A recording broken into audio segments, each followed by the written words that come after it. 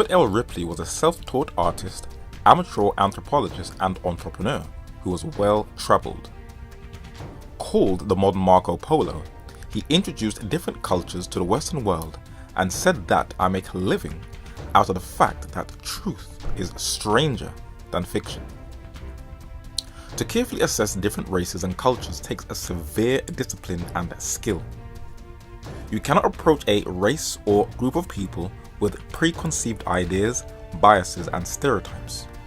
You have to be open to listen to another culture instead of solely embracing what is in a textbook, or you will unfairly discredit a people and will only increase the already ever-growing divisions and tensions among nationalities and cultures. Most people will not have the opportunities and economic advantages as Robert L. Ripley had to travel the world. But in order to understand the origins of mankind, you have to be willing to be open to new ideas.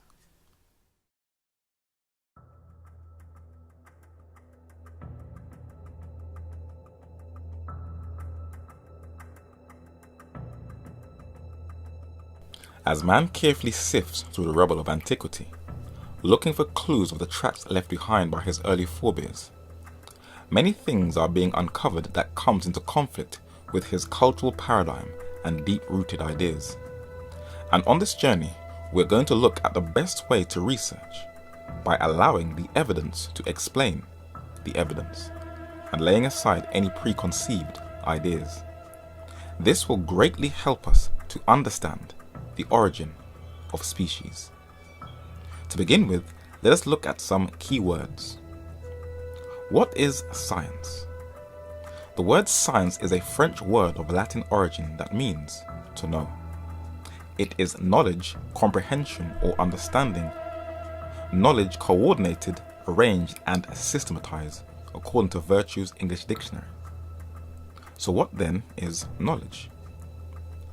It is an Old English, Anglo-Saxon, Icelandic, Northern European word that means the clear and certain perception of that which exists or of truth and fact, familiarity gained by actual experience. So true science is knowledge coordinated, arranged and systematized by clear and certain perception of that which exists. Let us put this to the test by carefully analyzing the science of archaeology, anthropology, linguistics and ethnography.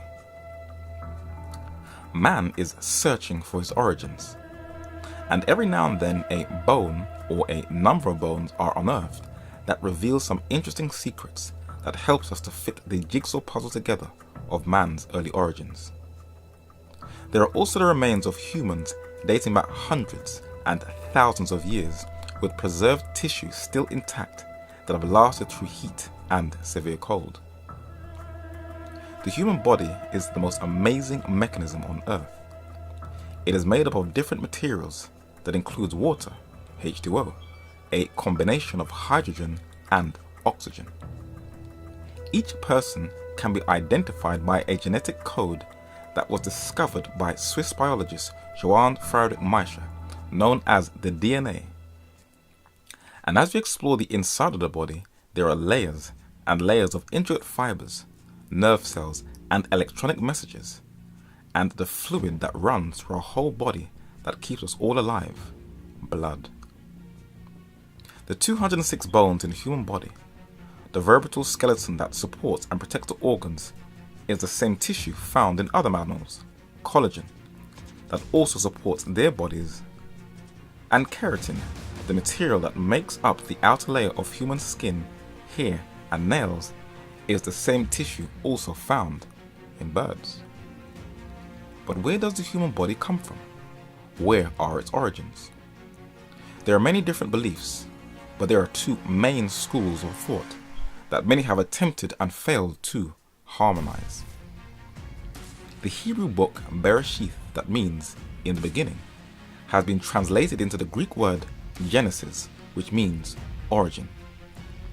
The first book in the Bible. And in Genesis chapter 1 and verse 27, it reads, "So God created man in his own image. In the image of God created he him. Male and female created he them." The word God is a Northern European name translated from the Hebrew word Elohim, who is the creator and governor of the physical universe. The Latin word created is a translation of the Hebrew word bara, which means to produce from nothing and bring into being. And the Northern European word man is a translation of the Hebrew word Adam, that is describing both male and female. According to the Bible, this is where all human beings come from. The scientific term is monogenesis, from the Greek word monos, single, and genesis, origin. In biology, it is a direct development of an embryo from a parent similar to itself, descent of an individual from one parent form.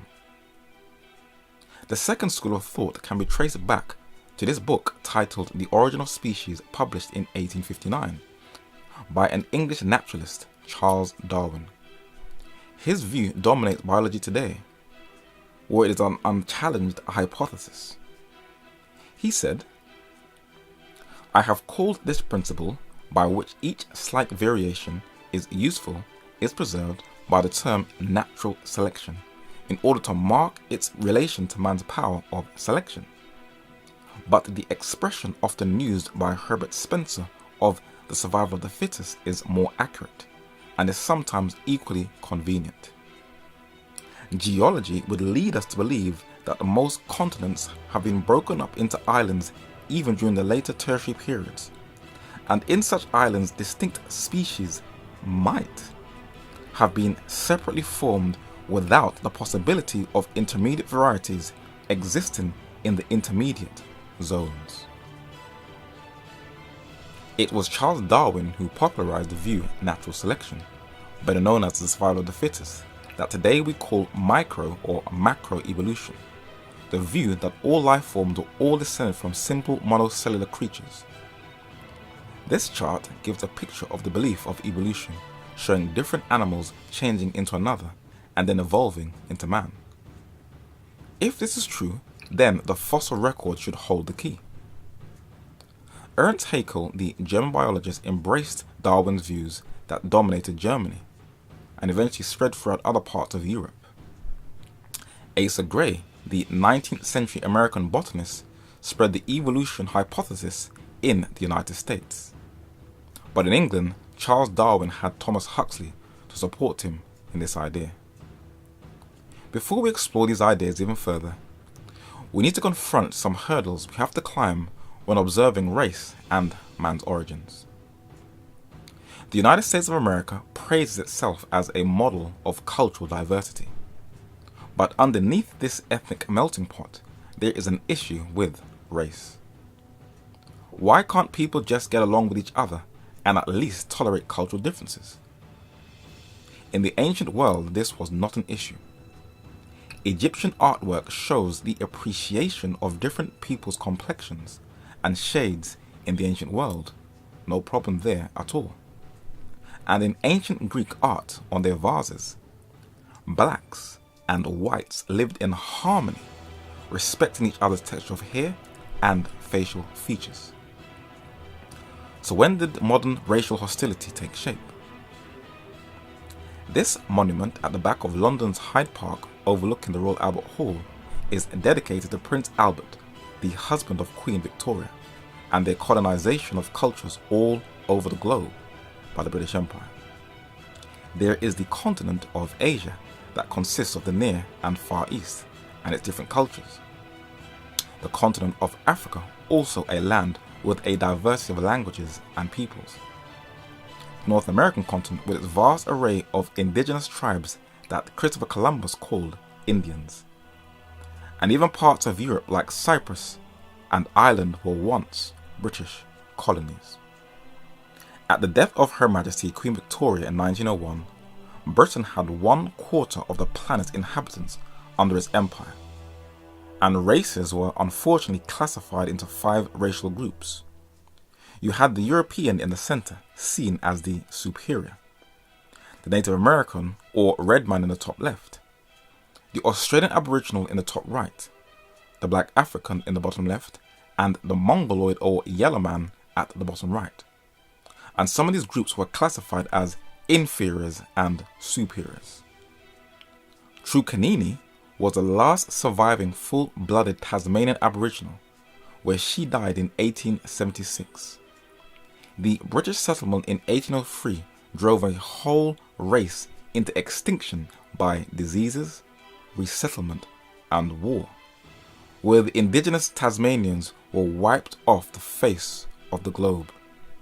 But in Victoria's empire, not everybody had an imperial mindset towards non-European races.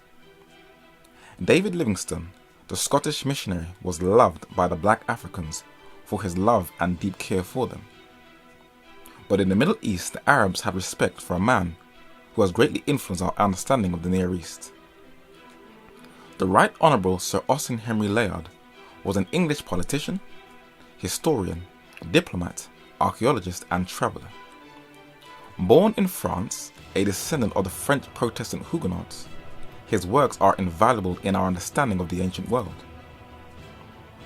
Dogs were used in hunting in Assyria-Babylonia, and giant dogs in Babylon were brought from India, showing early travel and trade in the East.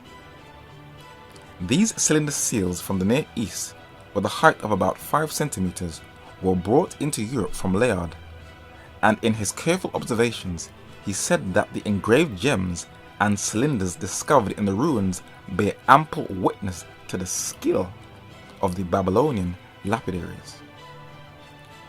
He also unearthed a magnifying glass, something which many people thought was first introduced in the Dark Ages. And Layard was clear when he said that we have consequently the earliest specimen of a magnifying and burning glass.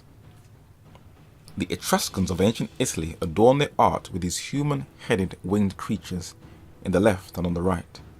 And in ancient Greece, there were also these human-headed winged sphinx-like deities. And as you go into the Medo-Persian culture, you also see similar artwork. But the further you go back, the Assyrian Empire also had these human-headed bull-winged deities. And a panel called the Investiture of Zimri-Lim from the Amorite Palace of Mari in Syria, dated to around 1800 BC, you also find this human-headed winged deity, where Layard showed and confirmed that it was through Babylon that the arts appear to have penetrated, partly, if not entirely, into Persia. The origin of Assyrian architecture was especially that of Babylon, and Layard was also aware that modern man was not superior, that the ancients, however, possessed and mechanical means for moving large masses is evident from the enormous blocks used in the monuments of Egypt and from the stones forming the basement of Baalbek, built, as it is well known, many centuries before the superstructure. There are grounds for conjecturing that they were acquainted with mechanical contrivances which are either unknown to us or are looked upon as modern inventions. Those who preceded us by many centuries were not deficient in ingenuity and reflection, and that experience and study had made them familiar with many things of which we would boast ourselves the inventors. Layard knew that the ancients accomplished architectural brilliance that modern man struggles to deal with, for it clashes with the primeval man scenario. But being one of the founders of Assyriology, he saw that the Assyrian culture, this culture that beheaded and skinned people alive, sure had swagger. They dressed to the nine, and Layard in his intricate observations documented that the Assyrian garments became almost a proverb, and having first been borrowed by the Persians, descended at a later time even to the Romans. Like the architecture, he knew that the further you go back is the more advanced man was, not the other way around. But he also, uncovering many tablets in his archaeological excavations, discovered the language of the Near East. The script that's been termed in 1700s cuneiform, that had changed from pictograms to phonograms. Many of the Near Eastern scripts can be traced to Babylon, such as the Central Semitic alphabet, Arabic, consisting of 28 letters. The Hebrew alphabet of 22 consonants starts with the first two letters Aleph, ox, and Beth, house, that the Greeks adopted where we get the words Aleph and Bet, alphabet, from the Babylonian words Aleph and Beth. While Layard excavated these priceless artifacts, he was at a loss, for he couldn't decipher them. But this famous obelisk was one of many artifacts that opened a door for understanding the Near Eastern script. And Layard recorded that the Babylonian column of the Bisutun inscription, that invaluable key to the various branches of cuneiform writing, has at length been published by Colonel Rawlinson. Major Rawlinson has thus classed the Assyro-Babylonian cuneiform writing: Primitive Babylonian, Achaemenid Babylonian, Medo-Assyrian, Assyrian, and Elamian. Major General Sir Henry Cranswick Rawlinson has been labelled as the father of Assyriology. This English scholar was a brilliant linguist who studied Persian, Arabic, Hindustani, Zend, and Sanskrit. And he records that Professor Grotefend first deciphered the names of Cyrus, Xerxes, and Darius, has certainly the credit of being the first who opened a gallery into this rich treasure house of antiquity. And building upon that foundation of that German epigraphist and philologist, we are indebted to Rawlinson for our clear understanding of the Near Eastern script called cuneiform. He took under his wing a young protege, English Assyriologist George Smith, and we are also indebted to this linguist for the deciphering of many of the ancient scripts, that includes the Assyrian flood tablet of the Epic of Gilgamesh. But Rawlinson was to share his talents with the family, and he shared his linguistic knowledge with his younger brother, Canon George Rawlinson, the Camden Professor of Ancient History at the University of Oxford, the first and oldest chair in English history. This man had an in-depth knowledge of history that you don't get in scholars today, and in his volume of books that are now extremely difficult to trace, they are gems that are intricately researched and documented. But one of his greatest works is a powerful book titled The Origin of Nations, and we will quote from it and get back to Darwin's natural selection hypothesis. Natural science, of course, if it assumes the doctrine of evolution and applies that doctrine to man, must give the precedence to savagery, which is manifestly more congenial than civilization to the anthropoid ape. But if the doctrine of evolution is recognized as a mere hypothesis, one out of many theories as to the mode in which things that have been brought into the state in which they are, and a theory which lacks altogether any confirmation from fact, then science has to confess that she can give no decision on the point in question, but must leave it to the judgment of those who are familiar with historic facts. Hollywood has been cleverly pushing this monkey-to-man agenda through the enticing celluloid imagery that no one really questions. But that is not the only medium. Elizabeth Daines, a former French makeup artist and currently a paleontology sculptor, does some absolutely amazing lifelike sculptures. But museums also hire her to sculpt the man-to-ape caricatures, and with something looking this real and lifelike, who will challenge it? And the Dutch paleo artists, the twins Adrie and Alphonse Kennis, also do some amazing lifelike caricatures. They look so real, it's amazing. This Australian Aboriginal could pass as a real man. But as they are also hired by museums, they also promote the monkey-to-man hypothesis. Despite these paleo artists' skills, true science is carefully analysing the facts, which in this context, the fossil record, for the depth of the earth holds the clues. London's Natural History Museum displayed the remains of an interesting mammal they titled Ida, which they said was the missing link in human evolution. On further investigation, it was discovered that it was not the missing link, not related to humans, but a distinct relative of the Madagascar mammal, the lemur. Craigfarini was a native of Southeast Asia and was said to be proof of Darwin's missing link from his descent of man. But she was one of a few people who had genetic defects, who was covered with thick black hair, had cheek pouches that she could project forward almost to the same degree as a chimp. Although nicknamed the Ape Girl, she was just a human. In 2003, in Indonesia in Southeast Asia, in a cave, were unearthed some bones, and because they were so small, they were nicknamed the Hobbits throughout journals and newspapers. They were drawn as ape-like creatures, but to the disappointment of the scientific community, they were not the missing link, but human beings just like the rest of us. Scientists on the island of Flores in the Malay archipelago announced that they had found the skeleton of an entirely new species of human, Homo horensiensis.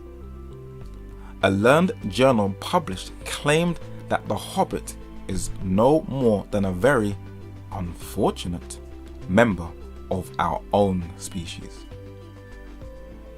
2 centuries before that discovery in Indonesia, a Dutch physician found a tooth, skullcap and thigh bone in the 1890s called Java man or Pithecanthropus erectus, hoping it would be the missing link.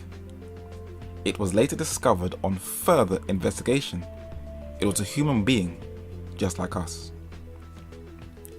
In the People's Republic of China in East Asia, a group of fossils were discovered in 1923-27 that scientists once again thought was the missing link. But Homo erectus pekinensis, or Peking man, was a man just like us, and recent evidence has shown that he was sophisticated and meticulous about his clothing. Interesting. In the Indian subcontinent in Asia, fossils were found in the 19th century. It was labelled Ramapithecus or Sivapithecus. Scientists thought it was the missing link, but it was an ape, an ancestor to the orangutan. In 1922, a tooth was found in the Midwest in the United States in Nebraska and was called Nebraska man. The scientists jumped on it, drew ridiculous caricatures, but on further investigation, it was discovered to be a species of ape. Over again, no evidence for a missing link. But let us spend a little time on the continent of Europe, for we will get a number of clues that will help us on this journey and give clear insight into man's origins and his early beginnings. This Danish antiquarian is responsible for creating periods of man's so-called development throughout the ages. Christian Jørgensen Thomsen, a Danish archaeologist who developed the 3-age system of prehistory: stone, bronze, and iron. On a beach in Happisburgh, Norfolk, in the east of England, are the oldest footprints discovered in Europe and some of the oldest in the world, and they are human footprints, not apes.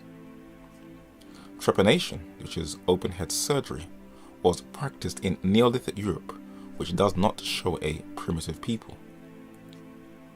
This advert for the automobile company BMW portrays early Europeans as partly clothed, not developing or showing any signs of sophistication at all.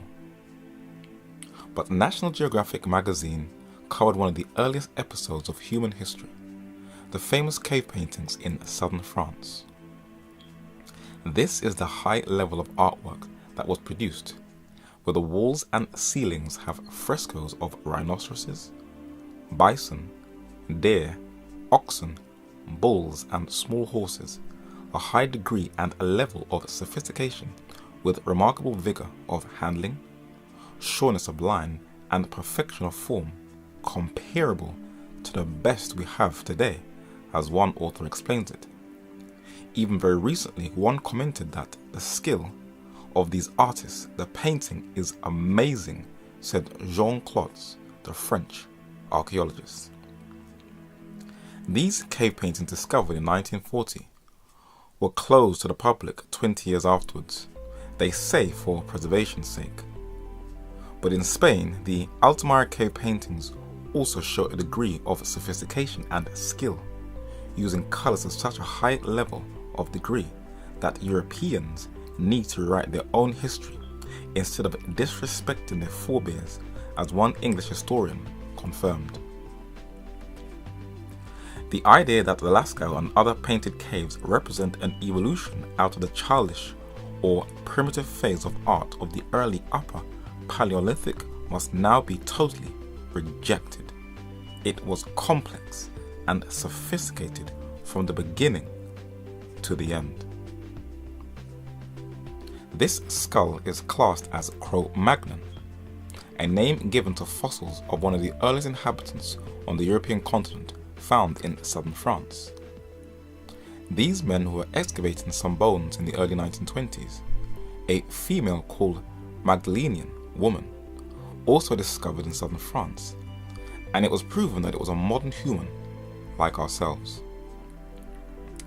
Elizabeth Dane's caricatures of these Cro-Magnons at least comes in line with the evidence and shows that the earliest people to roam the European continent were not intermediates between monkey and man, but Homo sapiens. The brilliant artwork of this paleo artist comes in line with the brilliant artwork of these early Europeans. Their depictions of different species of animals, mostly mammals, found on rock and pieces of bone shows a people who were definitely highly skilled. The blatant evidence clashes with people's preconceived ideas, and academic bias stifles intellectual progress. These are the bones discovered in Germany called Homo neanderthalis, Neanderthal man, which was discovered on close examination not to be ape-like as previously thought, but a man just like one of us. Elizabeth Danes has shown Neanderthal on the left and a modern human on the right. The Kenneth twins have also depicted what they think Neanderthal man looked like. They have also found Neanderthal remains in Israel in Western Asia, showing that the Neanderthals occupied the region known as Eurasia, which is the Occident and the Orient. But Neanderthals were the same Homo sapiens. The only difference between Neanderthal and modern man is that Neanderthals had a much larger skull than modern man, but they were still Homo sapiens. In the Alpine mountains between Austria and Italy was discovered an early southern European which has been titled Homo tyrolensis, nicknamed Otzi. It is Europe's oldest known natural human mummy, who has the oldest complete human blood cells and clots identified. He was discovered in 1991. His tattoos on his body were also a shock, and his copper axe clashed with the 3H system of prehistory. The Kenneth twins sculpted a caricature of Otzi, depicting him in the way they thought he looked. But Time magazine documents some very powerful insights into early Europeans, and they sure weren't uncivilized and backwards, but highly advanced. His discovery has already upset some long-held notions about the late Stone Age. Even more amazing is the evidence that Neolithic people had discovered the antibiotic properties of plants. Among other surprises, the Iceman has shown irrefutably that human haircuts and tattoos have been in vogue a good deal longer than anyone suspected, far earlier than anthropologists had believed. Until this discovery, it was thought that tattooing originated 2,500 years later. The Iceman was well prepared for the alpine chill. His basic garment was an unlined fur robe made of patches of deer, chamois and ibex skin. Though badly repaired at many points, the robe had been cleverly whip-stitched together with threads of sinew or plant fiber in what appears to be a mosaic-like pattern, belying the popular image of caveman in skins. The person who made the clothes initially was obviously skilled. Though they know this, despite the evidence that is in our face, children are still taught through animation, another form of education, that cavemen walked around in skins in contradiction to the evidence. So to keep a belief system, anything that comes into conflict with a deep-seated paradigm, men will lie, knowing full well that early man on the European continent was culturally advanced. The Iceman's equipment revealed an unexpected degree of sophistication. His copper axe was initially mistaken by Spinder as evidence that the find dated from the Bronze rather than the Neolithic age. But the blade turned out to be nearly pure copper, not bronze. They've been stunned by sophisticated design of his arrows, which reflect a basic grasp of ballistics, and by the ingenuity of his clothing. More and more anthropological finds clash with modern man's evolutionary idea about the origin of man's beginnings, and it is amazing the lengths secular scientists will go to try and prove the evolutionary hypothesis. Scientists are still trying to discover who was behind the infamous Piltdown hoax, where in 1912 men claimed to have discovered the missing link. Then in 1953 it was discovered to be a hoax, a human skull and a jawbone of an orangutan put together. But who was behind it? Sir Arthur Smith Woodward, an English paleontologist and curator of the Geology Department of the Natural History Museum in London, England, has been named as a culprit, but nobody knows for sure. Charles Dawson, an amateur British archaeologist, has been named also as orchestrating his lie and deception. But the least known culprit is a French Jesuit priest and paleontologist, Pierre Teilhard de Chardin. Most of the scientific community has run to his aid to clear his name, but there was one who doubted his innocence and refused to attend a symposium honoring him in 1971. The famous paleoanthropologist Louis Leakey. Being a child of missionary parents, he remained a Christian but advocated Darwinian evolution. His wife, Mary Leakey, was also an advocate of the evolutionary hypothesis, who discovered the oldest footprint ever found in 1978 in Tanzania, known today as the Leotio footprints, which includes about 70 early, not ape, but human footprints. Both of the Leakeys were early advocates of the out of Africa theory, the belief that all humans came from Africa. Not all scientists agree with it, but it does dominate most of the anthropological community. This idea can be traced to Charles Darwin, who first put this hypothesis together, and many blacks of African descent have embraced it to try and prove that all races descended from them. This is what Darwin said. It is therefore probable that Africa was formerly inhabited by extinct apes closely allied to the gorilla and chimpanzee. And as these two species are now man's earliest allies, it is somewhat probable that our early progenitors lived on the African continent than elsewhere. When reviewing the African continent and its early origins, it is a very hard, laborious and challenging task that takes time and effort. Western libraries are virtually scant with books on African history, not quite making it to the ancient civilizations section, and repetitive negative imagery by the skillfully controlled Western media of famine, suffering, corruption and war leaves an everlasting impression that sinks ever so deeply into the psyche. It is also known as a land of superstition and witchcraft that has made no real contribution to world civilization. And to carefully assess it, you have to climb a huge mountain of prejudice disguised under the cloak of academic credibility. As it is a continent of oral tradition, practices go back for thousands of years without no change. This photo is of a Dinka from the Sudan, the tallest tribe in Africa, who have very dark skin, and he sports an earring in his ear. This man is also from the Sudan, who also sports an earring in his ear.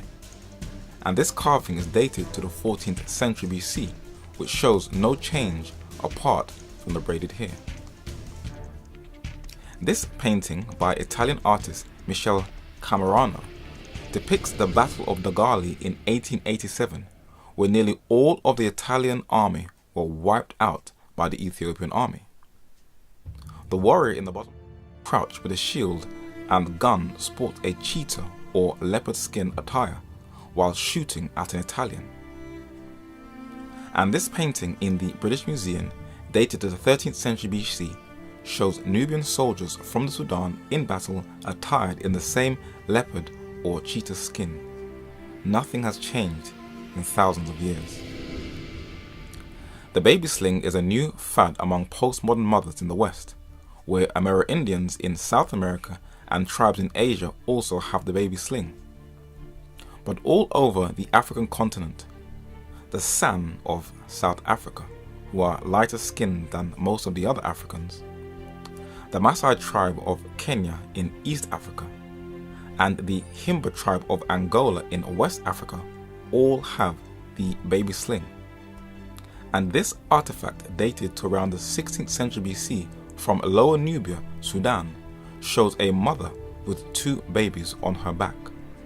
So to carefully analyze Africa, look what they do today and see that it can be traced right back to the earliest of times. The Rawlinson brothers, Sir Henry the Elder and George the Younger, were the intellectual titans of the Victorian age, using their linguistic, ethnographic and historical skills and their deep thirst for knowledge led them to the convictions about the African continent and its peoples that academics would shy away from today.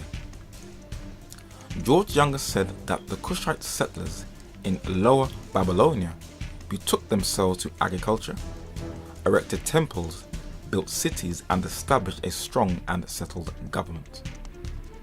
A primitive Babylonian kingdom is assigned to a people distinctly said to have been Kushite by blood and to have stood in close connection with Mitzrayim, or the people of Egypt, or Phut, or those of Central Africa. And showing their early influences in both Egypt and Babylon, he said alphabetical writing, astronomy, history, chronology, architecture, plastic art, sculpture, navigation, agriculture, textile industry seem, all of them, to have had their origin in one or other of these two countries. When describing the findings of his elder brother, he said Sir Henry Rawlinson, the earliest decipherer of the ancient Babylonian monuments, led him to the conviction that the dominant race in Babylonia at the earliest time to which the monuments reached back was Kushite. He found the vocabulary of the primitive race to be decidedly Kushite or Ethiopian, and he was able to interpret the inscriptions chiefly by the aid which was furnished to him from published works on the Gala, Abyssinia, and the Mara in South Arabia dialects. So when Sir Henry Crenwick Rawlinson, the brilliant English linguist, was observing the phonetic sounds in the early Babylonian language, he saw it was identical with what modern linguists call the Afro-Asiatic or Kushite language of the Gala of Ethiopia, who actually call themselves the Oromo. And the Rawlinsons were a rare breed of intellectuals you will not find today. But John Richard Archer, the first black mayor of London in 1913, whose father was a black West Indian from Barbados and his mother an Irish woman, added and built on the foundation of the Rawlinsons. His plaque is on a high road in England, and the British Royal Mail issued a stamp in 2013 in a 100th year commemoration of his elections for his great contributions in race relations in the UK, where he said in 1918 Egypt borrowed her light from the veritable Negroes up the Nile. The culture of ancient Egypt is one of controversy. Did its earliest inhabitants look like the people who now dwell in the south or not? And the Great Pyramid, built out of 2,300,000 solid blocks, still has never been explained by academics. Though modern man looks at his architectural achievements in built-up cities all over the world, they are still no match to the Great Pyramid in Giza. Many have tried to put theories forward, but modern man refuses to recognize that the earliest man, either Europeans painting in caves or Africans building monuments of mathematical brilliance, was more advanced than man today, even though the evidence stares them right in the face. The pharaonic kingship dynasty of Egypt that lasted for thousands of years can be traced deeper down the Nile to this incense burner discovered in the Sudan with the oldest monarchy on earth, verifying what both the Rawlinsons and John Richard Archer confirmed.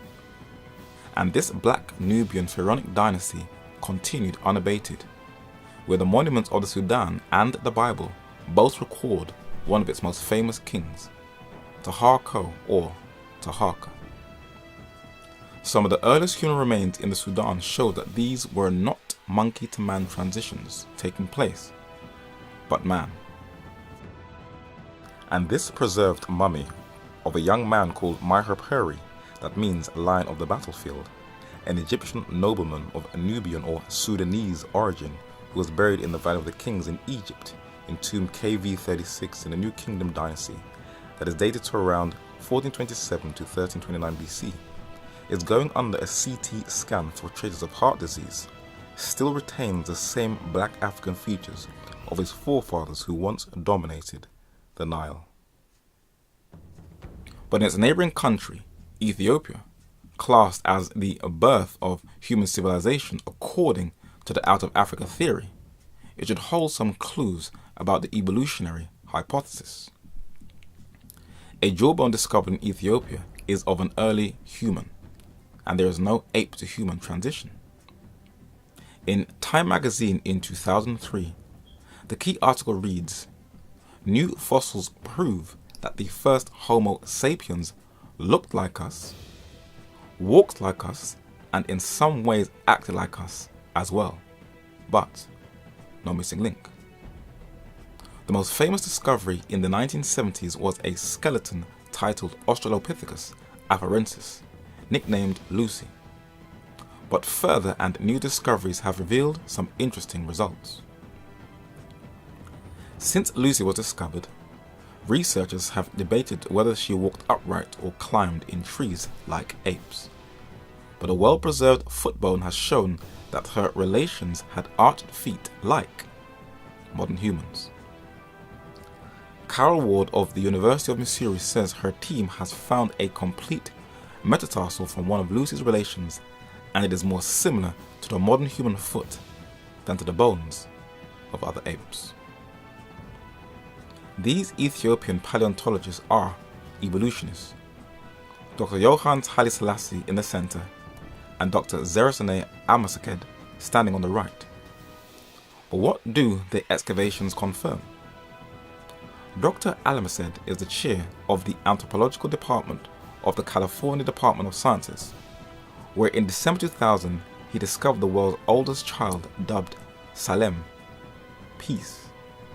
And like Lucy, the most famous fossil of the early human ancestor, she is a member of the Australopithecus afarensis species, human. But National Geographic still depicts her as an ape on its front cover.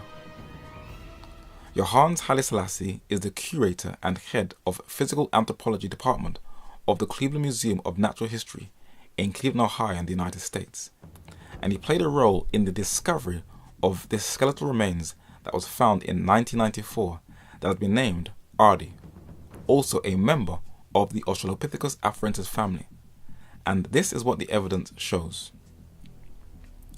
Ardi, a 125-piece hominid skeleton, bears little resemblance to chimpanzees. Ardi is not chimp-like. Ardi walked upright. This skeleton flips our understanding of human evolution, says Kent State University anthropologist C. Owen Lovejoy, a member of the Middle Awash team. The physical evidence clashes with their scientific theories.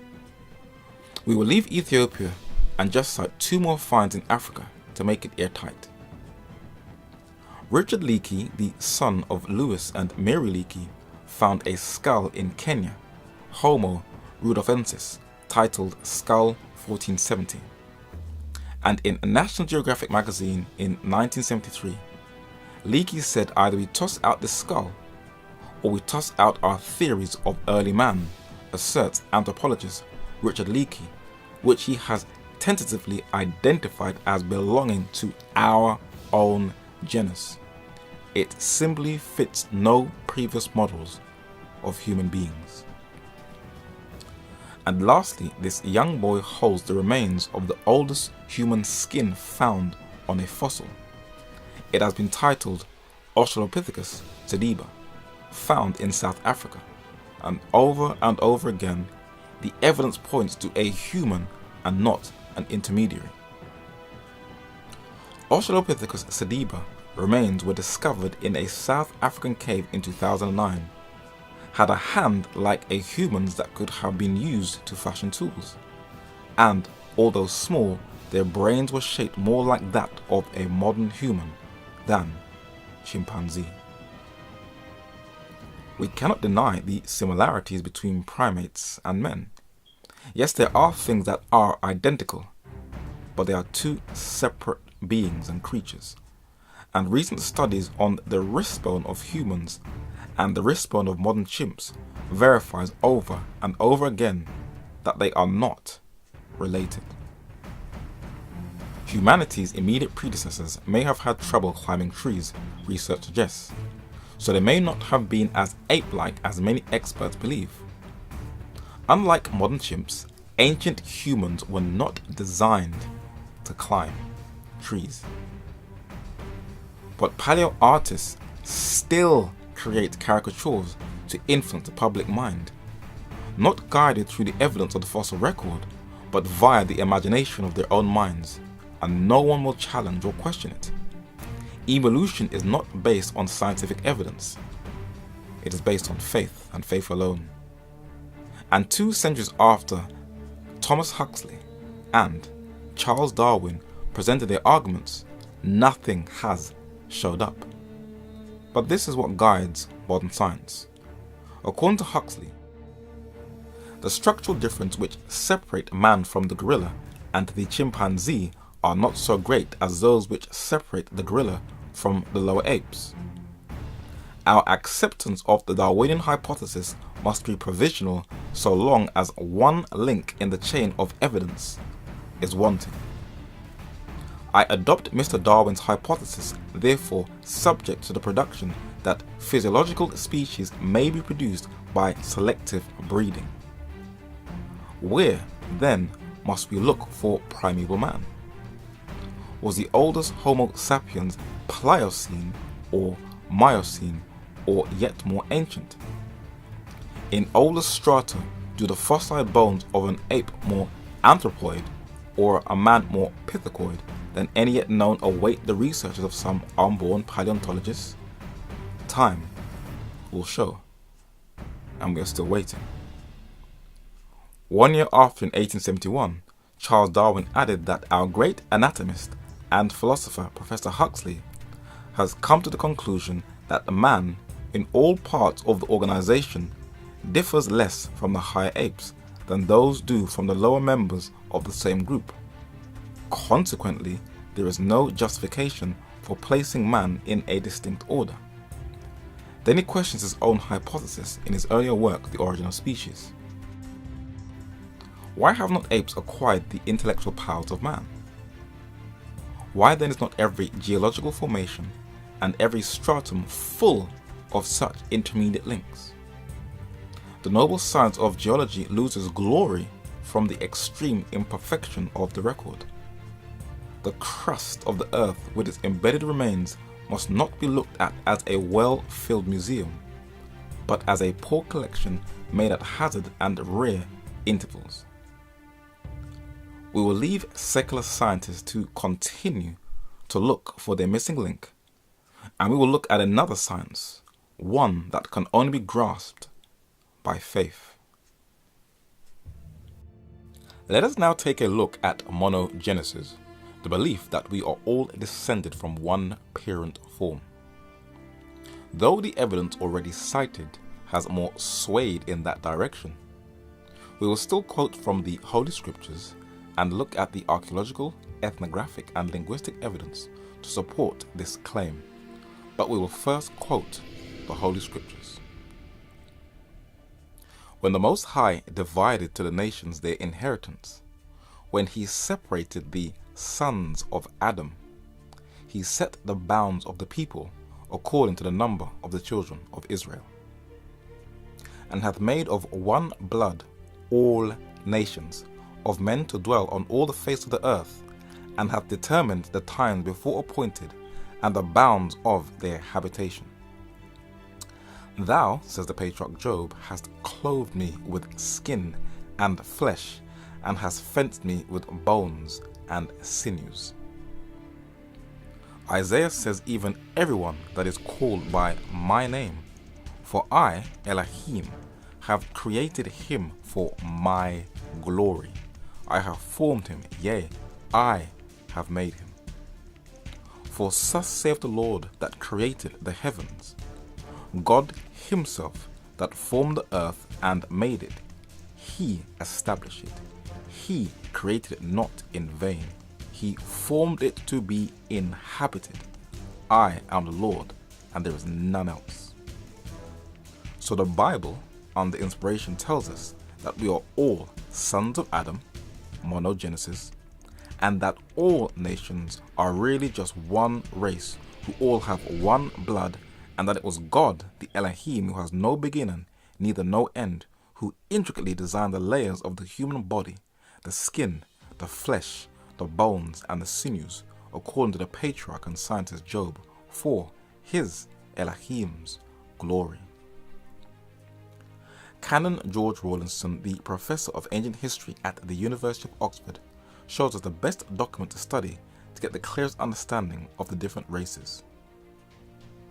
That precious document, the Toldot Beni Noah, or Book of the Generations of the Sons of Noah, deserves to be called the most authentic record that we possess for the affiliation of nations.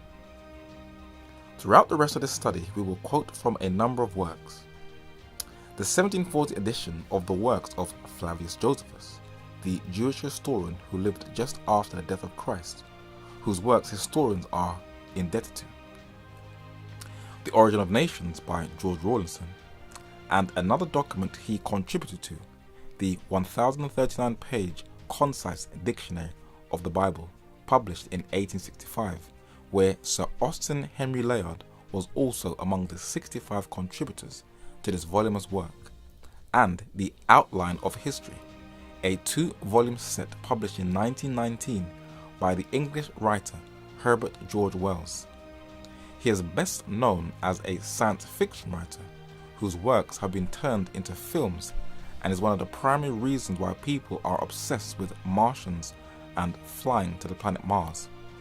But Mr. Wells said that students of mankind, influenced consciously or unconsciously by the story of Noah and the Ark and his 3 sons, Shem, Ham, and Japheth, were inclined to classify men into 3 or 4 great races, and they were disposed to regard these races as having always been separate things descended from originally separate ancestors. They ignored the great possibilities of blended races and of special local isolations and variations. These blended races are in countries like Madagascar, in the Indian Ocean off the coast of Southeast Africa, where recent research has shown that Indonesian women sailed there thousands of years ago. And you can see the two different races, one from the continent of Africa and the other from the continent of Asia, and the blending of the two races produce what we call today the Afro-Asiatic. So H.G. Wells had a point, but the Middle East, or Asian continent, is where all races disperse according to the Toldoth Benai Noah, the generations of the sons of Noah. And Adam means red or ruddy. So we will first look at the descendants of Noah's son, Shem. Flavius Josephus says that Shem, another of the three sons of Noah, had 5 sons, and the whole tract of Asia was theirs from Euphrates to the Indian Ocean. Building on that foundation, the Concise Dictionary of the Bible says Shem, the elder son of Noah. The portion of the earth occupied by the descendants of Shem intersects the portions of Japheth and Ham and stretches in an interrupted line from the Mediterranean Sea to the Indian Ocean. Beginning at its northwestern extremity with Lydia, it includes Syria, that is Aram, Chaldea, that is Arphaxad, parts of Assyria, that is Ashur, of Persia, that is Elam, and the Arabian Peninsula. Adding on to that, George Rawlinson says, the result is that of the 6 races stated in Genesis chapter 10, verses 21 and 22, to have been common descendants of the patriarch Shem, while one is incapable of identification, and on 2 others modern ethnology has no means of pronouncing a judgment, the remaining 3, on which alone the science has anything to say, are distinctly pronounced to be sister races to belong to a single type, assigned formally a distinctive name embodying the scriptural fact, the name of Shemite or Semitic. With the archaeological excavations of Sir Austin Henry Layard and the close examination of the physiognomy, that is the facial features of the Semitics, by George Rawlinson, you can clearly see that they all have a distinct Shemite or Semitic look, especially that thick, dominant nose as seen from this Chaldean. And these are the people who once dominated the Near East, the most famous being the Assyrians, descendants of Ashur, who were once fearless warriors. The bust of this woman, a rarity in Assyrian art, shows the features of the indigenous people of Iraq, who are now fleeing for their lives. And this young Assyrian girl shows the features have remained for thousands of years. This is an Arab woman whose race now dominates the Middle East. And the Arab men captured in this Assyrian panel look identical to the Assyrians.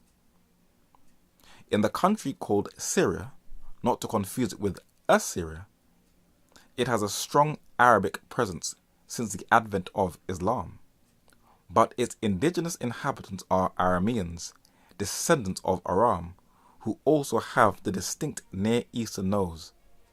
And these photos of Syrian refugee children show the descendants of the biblical Aram, where they hold that name, Arameans, to this very day. The fossil named Petrolano skull discovered in 1960 in Greece is of the earliest inhabitants of Greece in southern Europe. The word Greek was unknown in the ancient world, and according to the Toldoth Benai Noah, the table in Genesis chapter 10, Javan or Yavan is the Hebrew pronunciation of the father of the ancient Greeks.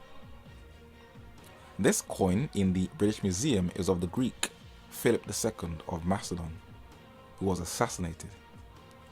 His kingdom was succeeded by a pupil of Aristotle, Philip's son, Alexander the Great, whose coin, also in the British Museum, bears his image with a goat's horn on his head.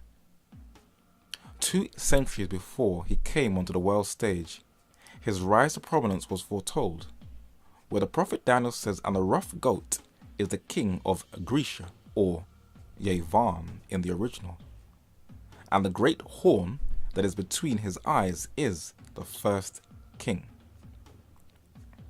The Greeks were known, from their very art, for their thick beards, that distinct facial hair which was quite rare among other nations, and they were situated in the Mediterranean and Black Sea. And George Rawlinson documented that the ancients did not call them Greeks, but the biblical name Javan or Yavan.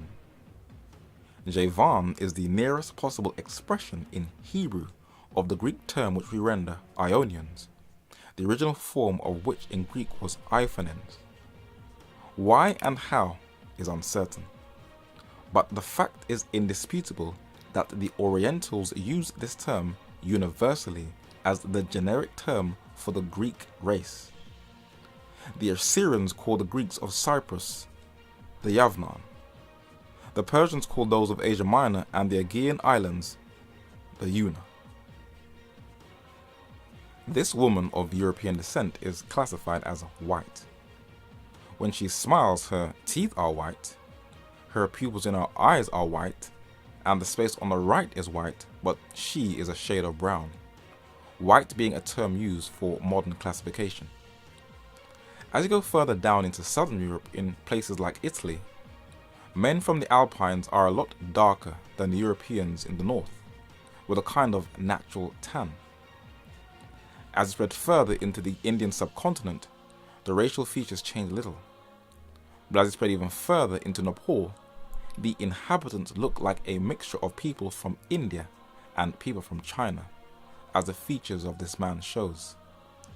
Then moving further, this woman will be classified as an Oriental or yellow people, but she is not yellow, but a shade of brown.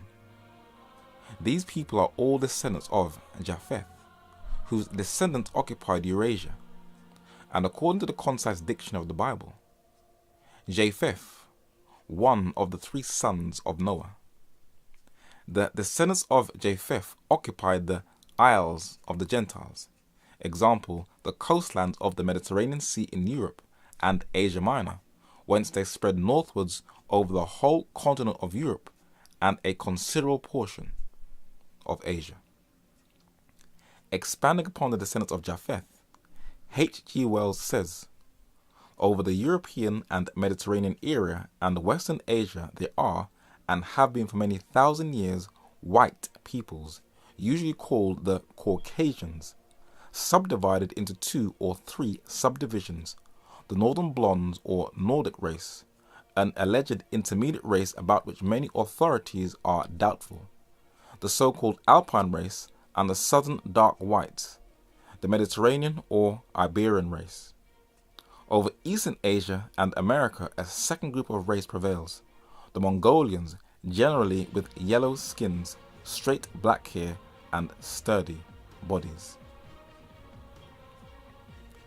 The Greco-Roman world depicted Africans with their distinct features, and being soldiers in the Medo-Persian army, they are also on their vases.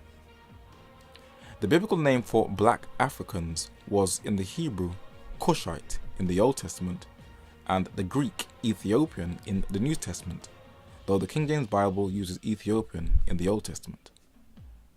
The writers of the Bible and the writings of the Greeks are the best antiquarian sources for the history of blacks. John Richard Archer knew this in his investigative research, and in his address to the African Progress Union in 1918, he said that Jeremiah the prophet asked, "Can the Ethiopian change his skin or the leopard his spots?"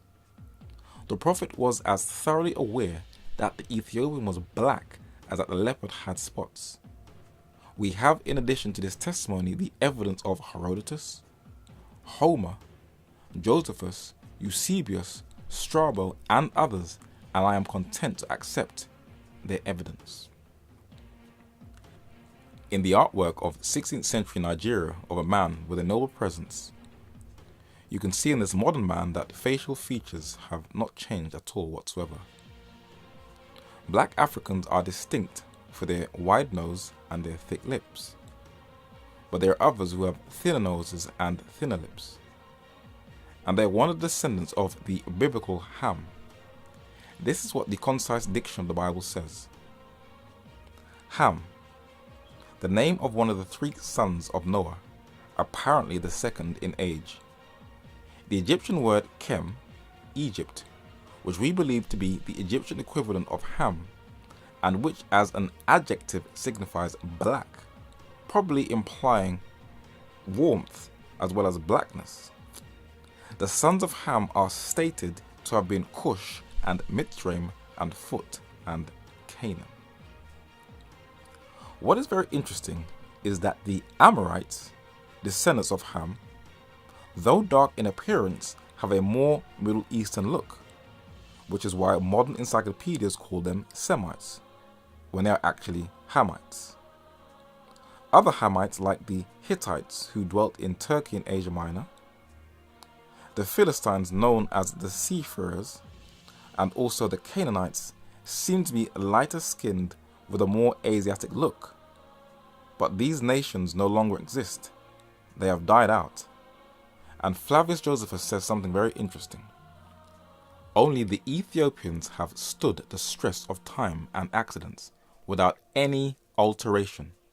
Cush, one of the sons of Ham, was their founder and governor, and they bear the name of Cushians to this instant, not only among themselves, but all Asia over. Adding on to that, almost 2,000 years later, H.G. Wells says we find primitive black people in the Andaman Islands, far away from Australia and far away from Africa. There is a streak of very Negroid blood traceable in South Persia and some parts of India. These are the Asiatic Negroids. In scattered islands and in Papua and New Guinea, we find another series of black and brownish peoples of a more lowly type with frizzy hair. Most of the native peoples of Africa, south of the Sahara, but not all, have black or blackish skins, flat noses, thick lips, and frizzy hair. For a man who was trained in Darwinian biology and a well-seasoned eugenicist, H.G. Wells gives quite a balanced and detailed account on all the different races. But the data collected and the archaeological, ethnographical, linguistic, and anthropological evidence we have at our disposal leans a lot more closer to monogenesis than to natural selection. And despite many different cultures and racial groups thinking that they are better than each other, modern science has confirmed that we are all just one race. And despite albinism, also called and known as achromatopsis, a congenital disorder where there is little or no pigmentation in the eyes, skin, and hair that affects every cultural group in the world, everyone really is just a different shade of brown, a pigment called melanin, from the Greek word melas, that means black. And Albert von Kolliker, the Swiss embryologist and histologist, and professor of physiology and comparative anatomy at Zurich, was one of the first to interpret tissue structure in terms of cellular elements, made a breakthrough in this area. Many will always be intrigued by curiosity. It is a part of learning about each other. Some will remain ignorant, but we shouldn't be surprised we are dealing with fallen human nature. And as man continues to sift through the evidence that is blatantly staring him in the face, he can choose whether to be guided by secular science or the science of faith. But in the very end, the truth will conquer. And Robert L. Ripley was right all along when he said that truth is stranger than fiction. If you are happy with what you have seen and want to continue to support this work, type in www.evenatthedoors.org and press donate.